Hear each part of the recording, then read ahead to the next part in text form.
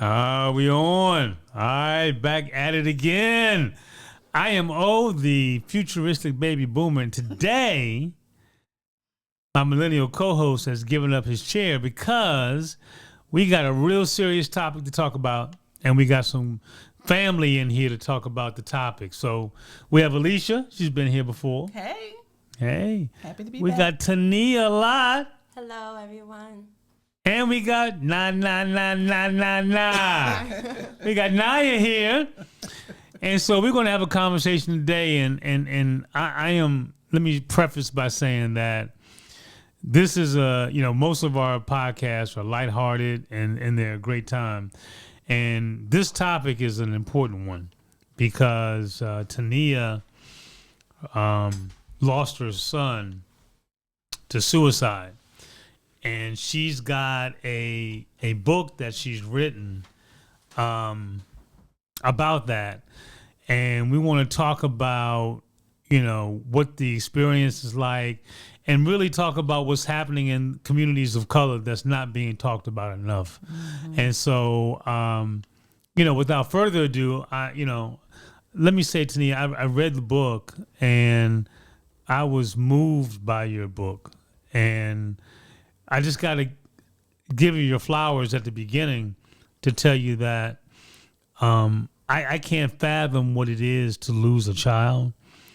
But what I do know is what you have done by sharing your story on your journey of grief is my prayer is going to make an impact on all the listeners that we have in communities of color to be aware and know that this is a real thing. Amen. That is my prayer as well. Yeah. So tell us a little bit about your book and what brought you here, and then we can kind of go from there.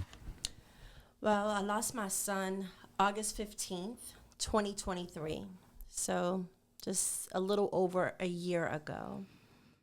Maybe without ever knowing he was depressed. Maybe 3 or 4 months after I lost him, trying to make sense out of how I missed this, how I missed knowing that he was so depressed that it would result in him dying by suicide. I was journaling every single day, trying to figure out what I did wrong, if I did something right and just didn't know it, just trying to figure it out, going through old text messages, printing those text messages, putting them in my journal. And I woke up one day and I just had this feeling that I believe was from God that said, you need to write a book. So the book was, I believe, it serves 2 purposes. One is to tell my son's story. It was extremely important to me to explain how wonderful he is, how accomplished he was. My son was a graduate of the United States Naval Academy in 2019. He then went to submarine nuclear engineering school in Charleston, South Carolina, graduated at the top of his class, was quickly promoted to lieutenant, and he was stationed in Norfolk, Virginia. The submarine that he worked on just recently got commissioned in New Jersey. What does that mean? It got commissioned? It's going to launch. Okay. Because you work on a submarine for years prior to the launch. So he was everything that I thought was a well-adjusted individual. Always had a lot of friends. He was part of your fraternity. Yeah, Omega Psi Phi. Yeah. Always very popular. Had a beautiful girlfriend. Just always laughing and joking and silly. The silliest person in our family for sure. Always kept the family laughing. And I needed to express that in the book because if I missed the signs that he could have been depressed, there are, just simply because of being ignorant with how mental health and illness if you will, works.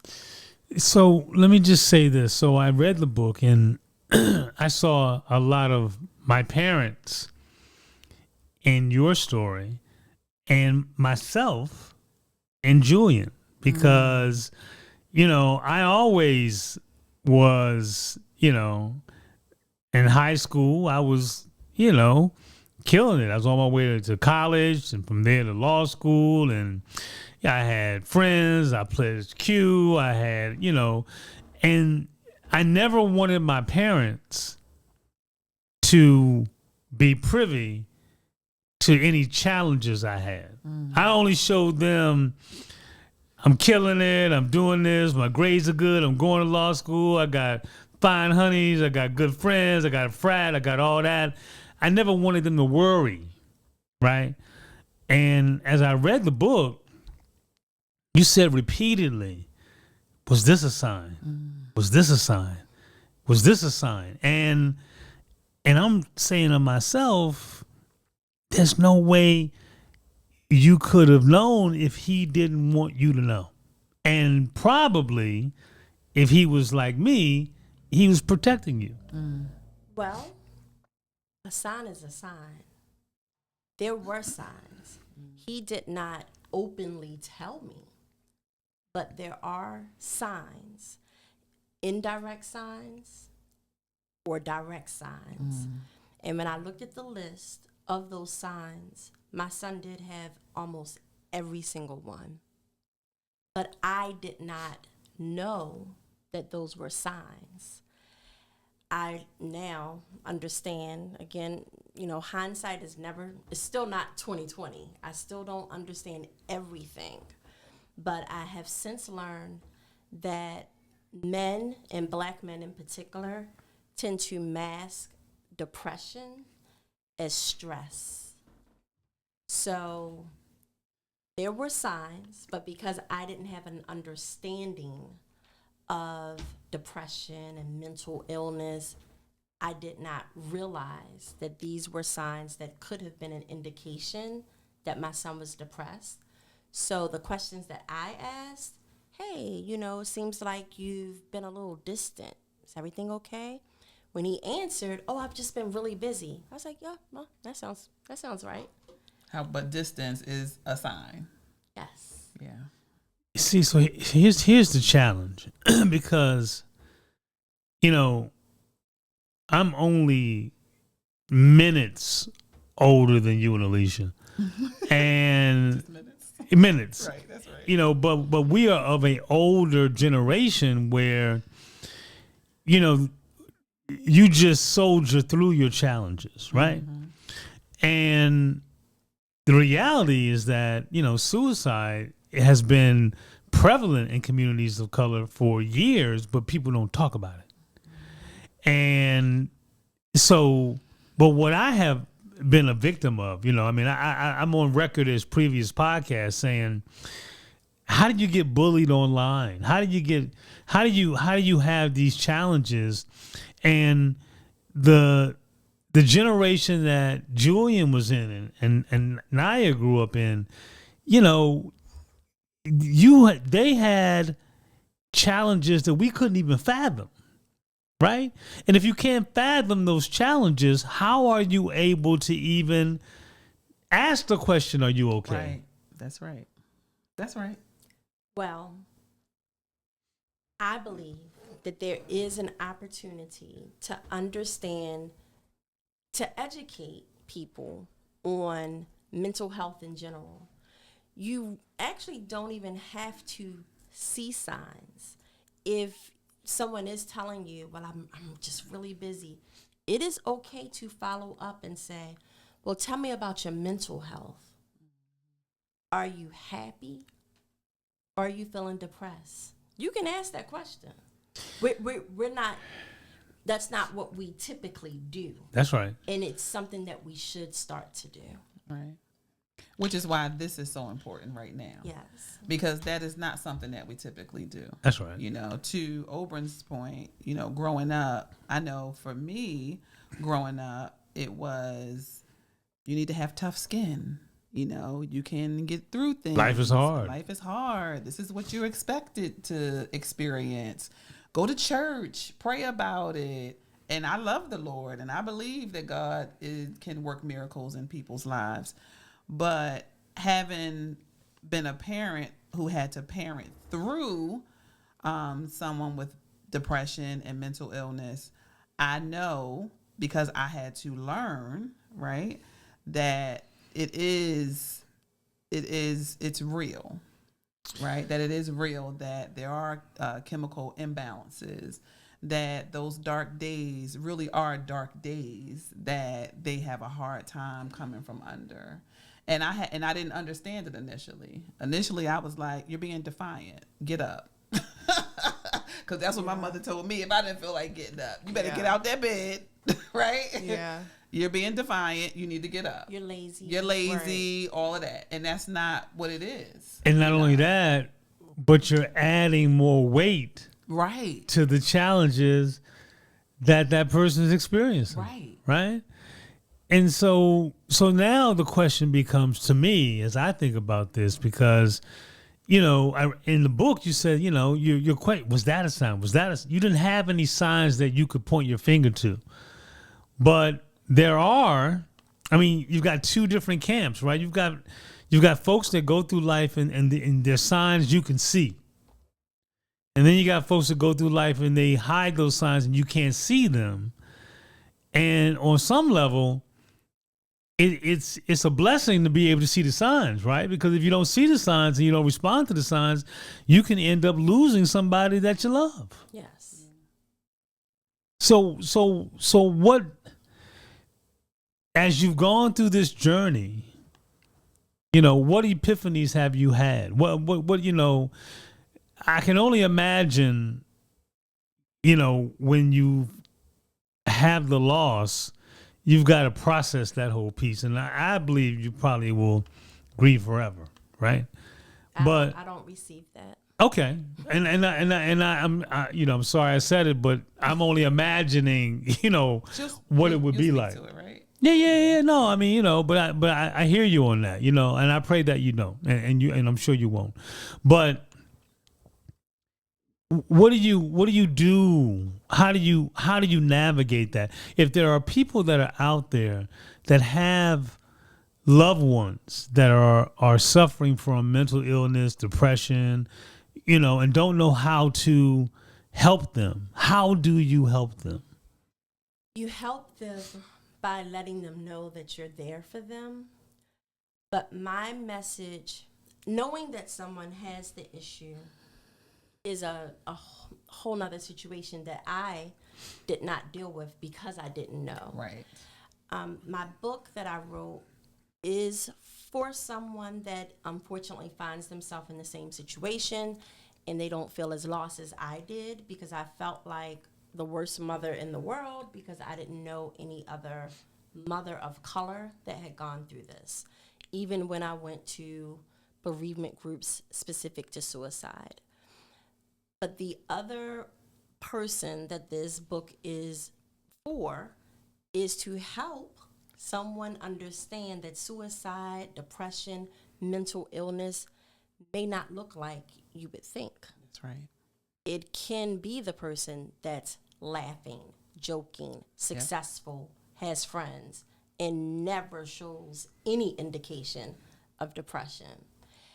This book is for those people that think they have an understanding of it.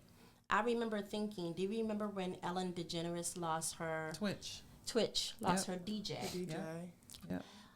I remember thinking, because they asked the wife, well, how was he at home? Did he show any signs of depression? And she was like, no. He was always laughing and joking, just like he was on the Ellen show. Yep. Specifically remember thinking, she's lying. Wow. So what that brings to my mind immediately, so one of my favorite shows that I used to love watching, Anthony Bourdain, Parts Unknown. Anthony Bourdain, Parts Unknown. It is. It's a little older than my However, If you go check that out on HBO, it was amazing. Anthony Bourdain was challenged with depression and mental illness. On the day he took his life, within 2 or 3 days, Kate Spade took her life. I remember that. I remember that Kate Spade. And, you know, it's like, you know, these folks have money and fame and success. And it just goes to show, like, you know, what do you do? How do you make sure that or try to step in to even find out if somebody, you know, that's challenged with that? You ask. But and if the person doesn't share, that's another story. It is my belief. My son and I were extremely close. We talked about everything. And there were times when my son was almost a little too honest when I asked the questions that I knew were important to ask. At 13 years old, when I started having talks with him about sex. Are you fucking? Yes. I mean, you just keep it real, you know. And we were talking about, you know, when you're ready, if you're ready, the importance of safe sex. And he was like, oh, yeah, I've already brought several condoms. I believe that had I asked my son, are you in a place where you think you might hurt yourself? I think he would have answered me. See, that's interesting because, and I you know, I even knew of Julian before, you know, years. I mean, because I've known Alicia. She told me about Julian. I knew you, and you brought Alicia to what we do on the weekends. And, you know, I mean, it feels like in the journey through reading your book, which I recommend everybody get the book and read the book. It's important. That he was trying to protect you. And I wonder whether or not, even if asked, would he still want to have that protection of you? I think so. Because the protection came from him not sharing, right? And avoiding me. I did notice the last time I FaceTimed him, he never showed his face. It was only his girlfriend. And I remember when we hung up, thinking that was strange. But I was like, well, he was driving. Looking back, he wasn't that safe of a driver. It doesn't take anything to look off to the side. And put your face in the camera. Yeah. So he started to distance himself from me, I believe, because he could not look me in the face with that struggle. He was so honest that had I said, wait a minute, something seems off. What is going on? What's really going on? I think he would have answered me honestly. That is my thought. Yeah, no. Maybe not. Maybe the protection was that deep where even if I asked that, but as far as I know, even the people that he did share with some people, he was very stressed. As far as I know, no one ever asked my son, are you so stressed where you think you've thought about hurting yourself to resolve it? These are questions we need to ask over, and that's the whole point. And it needs to be on a regular basis with regular people that you don't think are depressed to this level. If they're struggling and they're showing they have any struggles, it's a question to ask. So, but here's the thing. Everybody has struggles. Everybody has struggles. I mean, life. But not everybody has a mental illness. That's right. And so that's the difference because, you know, life by definition is going to give you ups, it's going to give you downs. That's just the nature of life. I agree.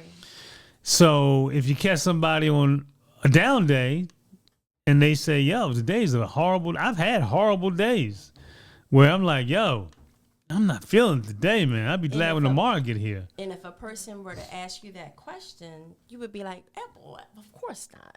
Mm-hmm. right? Yeah, But absolutely. if you're a person that suffers from a mental illness, that is a person that will share if asked, because I believe in my soul that my son would have answered the question honestly. I believe that.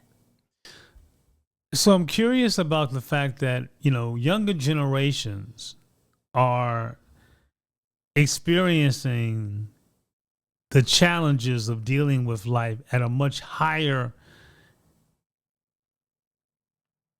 level than what older generations, but that may not be true. It just may be that they are more in tune with where they are. And so, you're Gen X, you're Gen X, you're Gen Z, right? Yes. How are you finding your friends and your cohort? Are they more challenged with life's challenges, or are they coping well, do you think? Who's that for? Naya? Naya, yeah.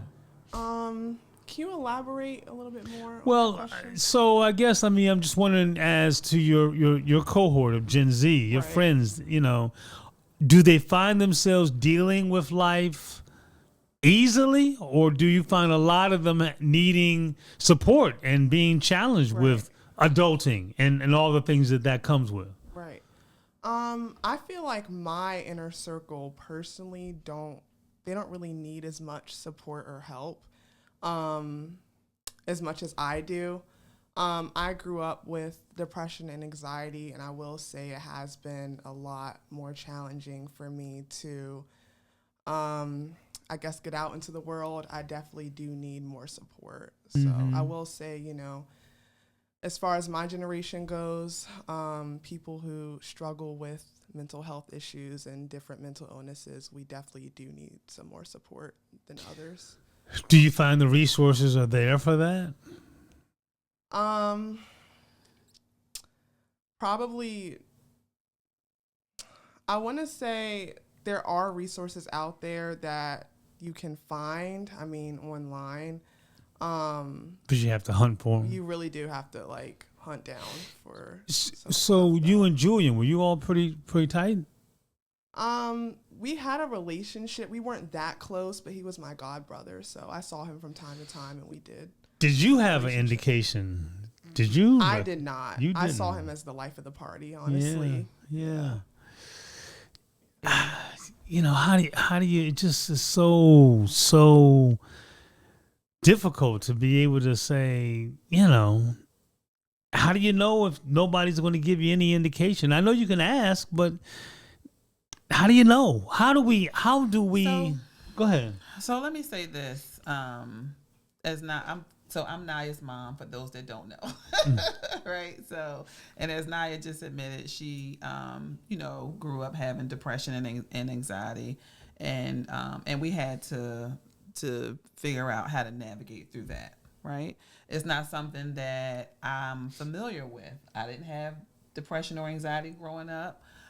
You probably didn't have depression and anxiety growing up. I found out later that there were other family members that did, that I didn't know until later, but I never experienced it. So it was interesting trying to figure out how to move in that space, right? Because not just interesting, it was a challenge. it was challenging. It was very challenging. I saw it. It was Yeah, very I saw it, challenging. yeah. It was challenging for both of us. Definitely. It was challenging for both of us. And Tonia is Naya's godmother. Okay. So she is one of very few people that I shared things with as we were moving. Let me just through check. Hey, Laval, do we need to reset? We good? No, we're good. I'm watching. Okay. Okay. So so Tonia is Naya's godmother. So she's one of very few people that went through this journey with me. Right. And in going through that journey, the first thing was I didn't understand it. We just didn't understand. We were like, what is happening right now? This girl has a great life. And that's what people think. Just like Tonia said about Julian. He has this wonderful life. How are we, why is there a problem? And I didn't really understand it. I didn't know what was going on in my head either. It was a very confusing time for me too. Because I'm I'm starting to get really sad more, I kind of feel like there's this dark cloud over me. Like I was just very confused. And, you know, I was in middle school or ninth grade around the time where that started, and it was just a very challenging time. I will say. And here's the other piece of that dynamic, I would guess, because in comparison to the life I had growing up, or you had growing up, or you had growing up, it was a great life, right? Right. And that's what know. you think. Just like, you know, Tonia said about Julian. Like, when you look at all of the accolades and all of the things that he accomplished, it's not something that you would think would be typical of somebody who dies by suicide when you don't know, right? Because, like we said earlier, you know, having a good life doesn't mean that you don't have that dark cloud that Nia just talked about, right? So that's where the mental illness comes in. And I had to do my research, you know, as I'm helping her navigate through this, there were outward signs for me, right? And I still never thought that I was making the right decisions for her. I still, actually, until I read Tonia's book, until literally the last page, when I finished this book and read the last page, is when I felt like maybe I did make the right decisions, because you just don't know, you know. But the difference is I did have the signs. Nia wouldn't get out of the bed. You know, she would say she's not feeling good. She would say it, you know, and in fact, Nia had to teach me how to, Nia taught me how to support her through it. She taught me to ask the right questions. Well, Mom, you need to ask me, you know, how I'm feeling. She taught me that, because I didn't know that. So how was that for you, having to teach your mom, like, you know, what you're dealing with is real, you know what I mean? And having her be able to understand that this is just, I'm not just saying something to be saying something. Right. It was really challenging for me because I was so young, and I didn't want my mom to look at the situation as like me being disobedient. Like, I'm just not getting out of bed to go to school. You know, I'm just being defiant. I was, you know, genuinely going through depressive episodes. And my mom put me in therapy, and my therapist at the time, she did help me come up with ways to talk to my mom about some of the stuff that was going on and how she can, you know, support me. And also my school counselor was very helpful as well. So that's awesome. And just to interject, since I've written the book, I have a family member, a very close family member, that read the book and then shared. After reading the book, I now realize that I need to tell the people that are closest to me that I'm struggling, and asked me to be more of an accountability partner to check in on their mental health more often. So that's why I want to come back and encourage everybody to get your book. The name of the book is what? So I named my book, it hurts to even say it, but I named it with an in-your-face title to explain how wonderful my son was, and also what we're going through, what I'm going through. The name of my book is My Beautiful Black Son Died by Suicide. It can only be found on Amazon.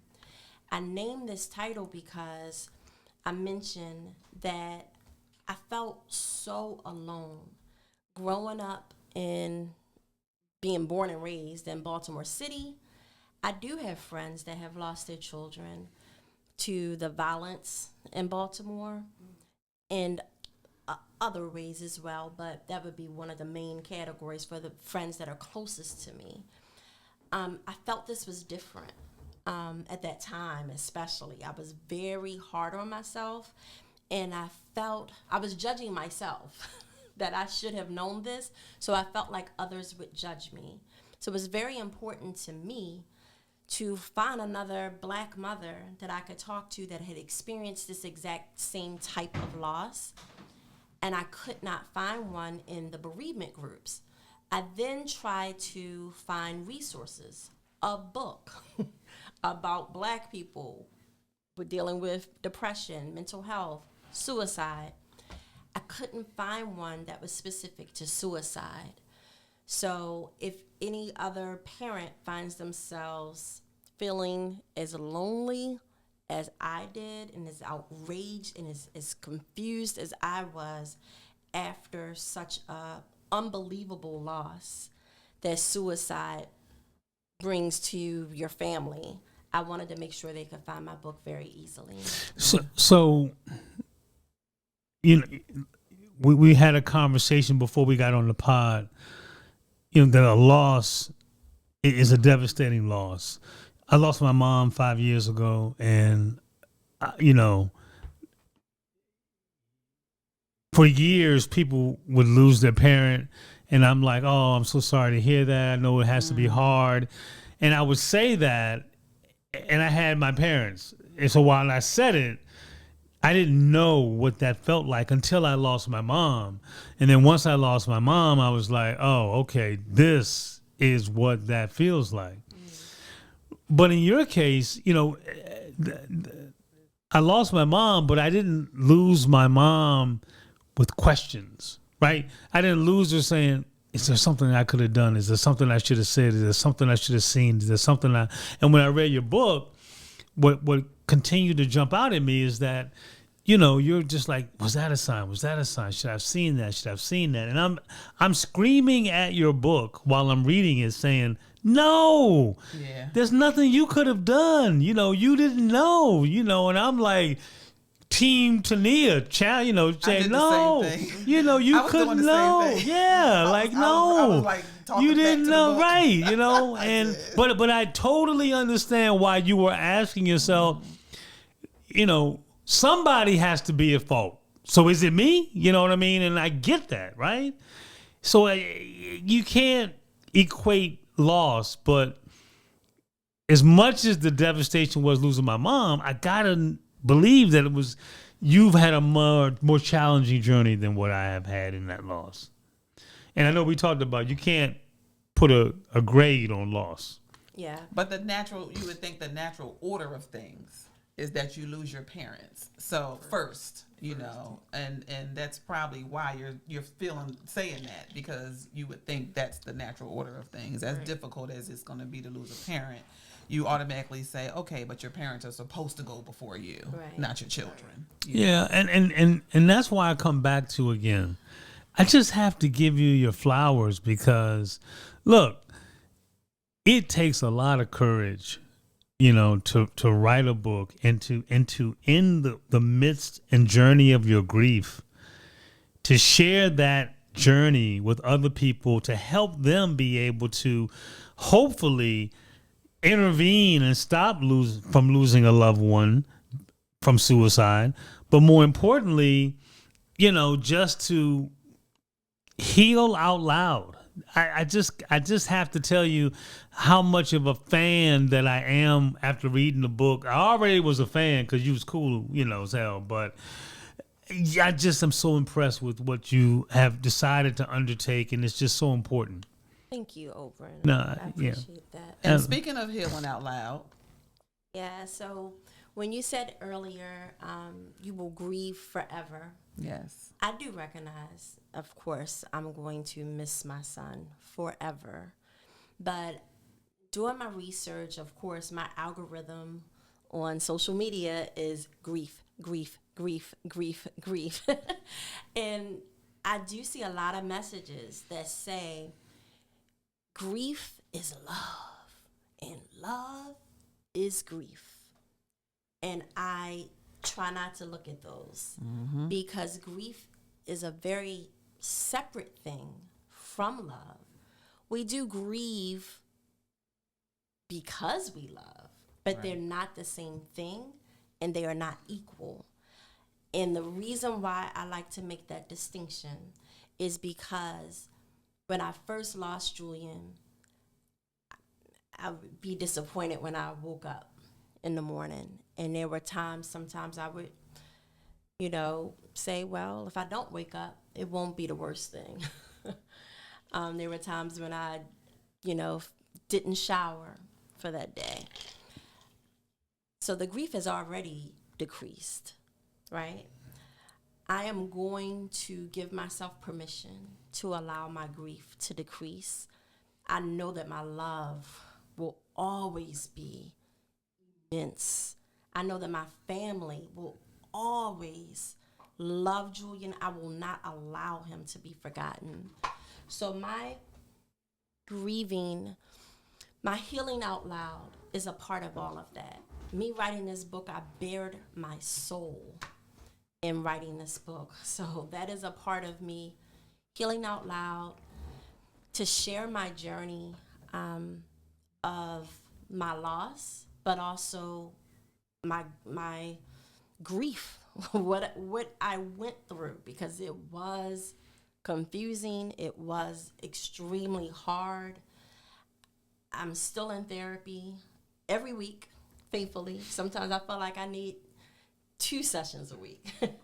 But it's hard work getting your mind back in a place where you feel mentally stable. Right. And the only way I was able to do that, in addition to therapy, is by sharing my story. I felt like I was so embarrassed, and by not speaking about it, it was kind of condoning that embarrassment. And I now know it is not embarrassing the way I lost my son.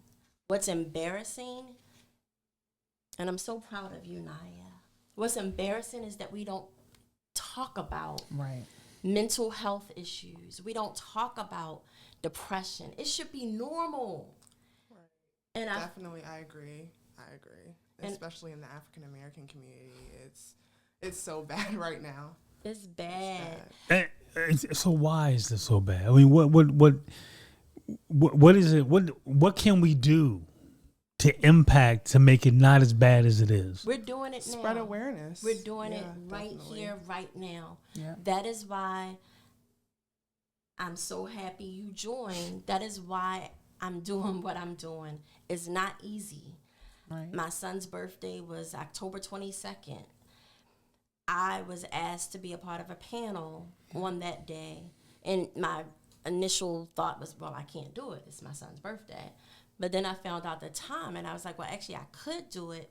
And I felt like, I believe in signs. My son sends me a lot of signs. And I thought it was a sign from him that he is so happy with what I'm doing and speaking out to break the stigma. And that was a way to honor him on his birthday. That was not easy. But I'm proud of the work that we're doing. I'm proud of you for recognizing this was not a fun topic, but a necessary topic. Absolutely, for your absolutely, podcast. absolutely. No, absolutely. And I think you mentioned Suicide Awareness. When is Suicide Awareness Month? When is that? The month is September. It's September. But there is a Mental Health Awareness Month, and that's in May. In May. So where does this journey take you? Where is the destination for what you're doing now? I mean, it's necessary, but it feels to me like there's more of an impact that you're going to make. I just feel it. Oh, there is. Definitely. Yeah. Definitely. So I told where? Tia that when she first wrote the book. Yeah. So This where thing is where about does the that image, where does that journey go? Where does it? Well, with Healing Out Loud, definitely trying to break the stigma. Right. Also want to talk about the importance of meditation and mindfulness, therapy, and medication if necessary. But you can't just be medicated. We Right. still have to have our tools. And it's been very helpful for me to practice meditation and mindfulness, which are 2 separate things. Mindfulness is just recognizing how you feel with no judgment. And you can do a mindfulness exercise while you wash the dishes, right? Meditation takes some dedication. It might be 10 minutes, might be 5 minutes when you first start.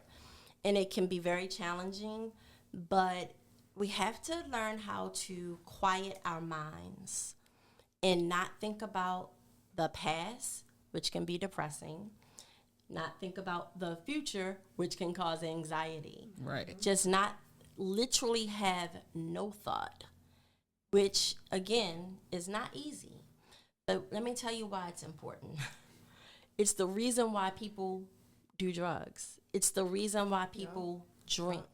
Yeah. Because it allows them to just kind of Clear their mind. I've seen it. You know what? relax and clear your minds. And it's been scientifically proven that having your brain just go on and on and on and on can manifest into diseases, illnesses. And the medication can help. It can help. But you still got to do some work to make sure you're good, to make sure you're regulating. With mindfulness, if you're taking medication and you still feel like, you know what, this really upset me, and recognizing that, maybe you don't put yourself in that predicament again. So it's benefits from both. I'm going to help with that. I've already started doing just small, have a sound bowl therapy session. I've already started doing that, which helps with meditation or mindfulness. It can do both. Everything that I've done thus far has been kind of girly, but because this was started by my beautiful black son, Right. I am definitely going to tap into the black man. Yep. So, two things. One, first and foremost, I did a meditation is something. I did martial arts for 13 years, and so meditation is a really important part of that, and it can give you tremendous benefits. The other part of that, what I'll say, is that for black men, this has got to be an incredibly important issue, because as black men, we're not in touch with our feelings. No. We, are in denial with how we feel. We put things in a box, put them on a shelf, and are not in touch with how we feel. And as a result, when those things become too overwhelming, they can erupt and cause all kind of other issues. And that's just kind of the socialization of how men of color end up being, And the other part of that is that, now there's this whole dichotomy of toxic masculinity versus this whole beta male thing. And there's this whole thing where, there's some folks that are embracing being in touch with their feelings, but there's a whole nother segment that's like, we ain't doing that bullshit. So let me tell you this, because I just looked it up, right? So according to the CDC, males make up 50% of the population, but 80% of suicides. Wow, I did not know That doesn't surprise me. But, Wow. successful, I hate saying successful suicides. Right. And that is why it is so important to me to tap into black men being more in touch with their feelings and having therapeutic measures to help with their mental health. Because when our black men are driven to suicidal thoughts, they tend to choose more deadly methods. And once it's done, it's done. Yeah. I mean, I can see that, I can see that. I'm curious. So Naya, for you, in your cohort of Gen Z, are you seeing more men challenged with mental challenges, or is it just your cohort as a whole? Or, because I always think that because you all tend to be tethered to social media. Yeah, I was gonna talk about that. Yeah, I mean, I think that's got to be a driver on some level, because right? of social media. There's a lot of there's so much stuff that can mess up your mental health. on different social media platforms. And I definitely feel like that it's kind of it I don't really know how to explain it. It just makes things a lot worse, So, honestly, for my generation. If it were Have me, you ever been bullied online? No, but I've seen others Right. who have been bullied online. so for me, this is what if look, I'm famous on the pod for saying you ain't gonna bully me online. But it's not just about the bullying. I understand. It's I about get the it. comparison. Well, no, I and, was and just so getting ready to and say, that's where it's I'm. not just about bullying. That's Yeah. that's where I'm going because, like I said, I'm famous on the pod for saying you ain't gonna, tell me to Venmo you some money online. I'm like, fuck you. But when it comes down to, I would have to think that if I go online and I'm seeing everybody in my cohort living their best life and clinking so glasses and taking trips and going to restaurants, and if that's not my reality, because really it ain't their reality, but it ain't my reality, I'm going to feel insecure. Right. I'm going to feel less than. I'm going to feel like I'm a failure. I'm going to feel like, why am I not having this? And, that's going to make me feel some kind of way. And that's just Definitely. not the younger generation. Nope. Unfortunately, even people my age go through that. Yeah, boomers don't give a fuck because we ain't really on there like that. But yeah, I mean, I can, there is a comparison. Like, how are you driving that Bugatti, and how are you doing this, and Right. how are you doing that? When I'm struggling to do X, Y, and Z. Right. Little y'all do have you to know remember- that they rented that Bugatti for the weekend. They rented it, exactly. Yeah, I mean, that's how they flossing. But you have to remember too, as we have seen over the last few years, the increase in mental illness, COVID. People being ostracized and isolating themselves, to their homes. That took a huge effect on a lot of people. Absolutely. Especially people there were people who were used to being social and now they're not. Alicia? Right? No, well, now you back to being social. But when you couldn't go, couldn't be here, couldn't be out. That was hard. It was hard. So COVID was really hard on a lot of people, and sent them into a really dark place. And some people who may have had those thoughts that didn't didn't give it life. It gave them a chance to sit down and stew in it. And really kind of sit in it and think about it. And, COVID was a really hard time. Absolutely. And you started seeing a lot of people come out of COVID not the same as they were before COVID. That's true. 100%. So Absolutely. That was really tough too. Absolutely. But I want to say that a couple of things. All right. So one, so Tonia and I went to high school together. Okay.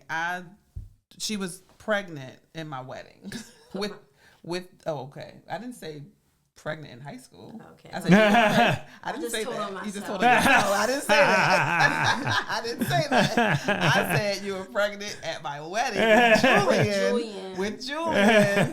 And we were in our 20s, right? Yes. Right. You were not. I didn't say anything about being pregnant in high school. I remember that. I was so big. You were huge. And I danced off of "Watch Out for the Big girl. Girl." Yep, she did. And her Big belly girl, was real big girl, right? big girl, big So I girl. literally watched Julian grow up. Literally, In my womb. Yes. Yes. So this was devastating for everyone that knew him. Everyone that knew him. And but I must say that watching you through this journey and seeing how you have evolved through such an unfortunate circumstance has been a true gift to watch. And knowing that, like you said, there were days where you're like, why did I wake up today? Where you could have crumbled. But to see you use this platform so that you can be a blessing to others who, number one, may not may have gone through it and just need somebody that they can relate to, or may not know anything about it, right? Because the hope is that we can help prevent somebody from going through it, right? To say, you know what, I need to read this book because I think that everything is okay in my house. I think my son and my daughter's great, right? And and watching, seeing you do that, because that is so needed and people need to be aware. And unfortunately, we think, I'm good, I'm not going to pay any attention because I'm good, right? So to see you use this platform to be a blessing to somebody and bring awareness to somebody who may feel like, I'm good, that's them over there, right? I know you said you have 2 things to say, but I have had somebody reach out to me and said, I read your book and it prompted me to have a talk with my son. See? And I asked him, have you ever thought about hurting yourself? And she said she could not believe he said yes. And he said yes. And he did say yes. See? Not at that moment, but he did come had back. Thoughts of it, and she was floored and said, thank you for writing this book and for making me aware that I need to ask this question more often. So asking those hard questions, because they're hard, because you do get intimidated by the answer, and then what do you do from there? Right, what do you do from there once you get the answer? Because it is one thing to say, what, you have to ask, but it's another to say, okay, now that I'm asking and I'm getting the answer, to say, what, I have had thoughts of harming myself. Now what? Now what? So that's why it's important to, 988 is the National Suicide Hotline. That's why it's important to say, what, maybe we should do counseling, or, to get them in front of a mental professional immediately when they start talking about that. So I know you have one more thing to add, and I don't want to cut you off, but one thing that from the book that did stand out to me was the semicolon tattoo that I didn't know anything about. And that, that tattoo is kind of it's kind of a symbol for folks that have struggled with depression. And so that's a common knowledge thing. Yes. Well, it is. to the younger generation, it's I knew about it because of Naya. Yeah.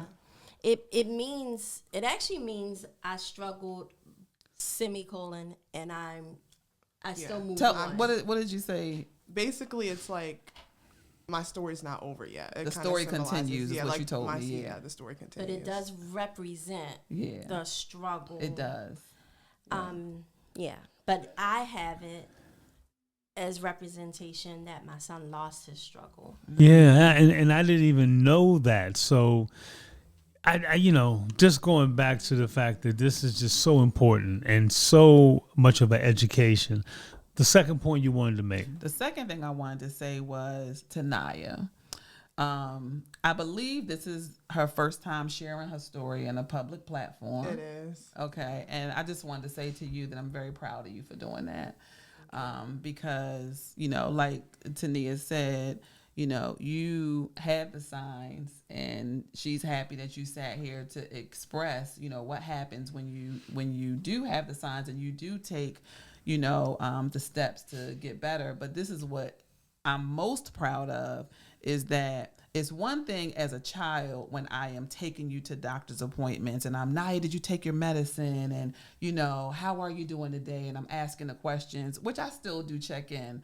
But I'm most proud that as an adult, as a Gen Z adult, that you have taken your own steps for your own wellness. You do your own doctor's appointments. You take your own medicine if you have to. It's so important to actively work towards and your mental health. Let me just I'm proud of you for that. Yeah, let me echo that, because I remember my Naya's, what, you were 9?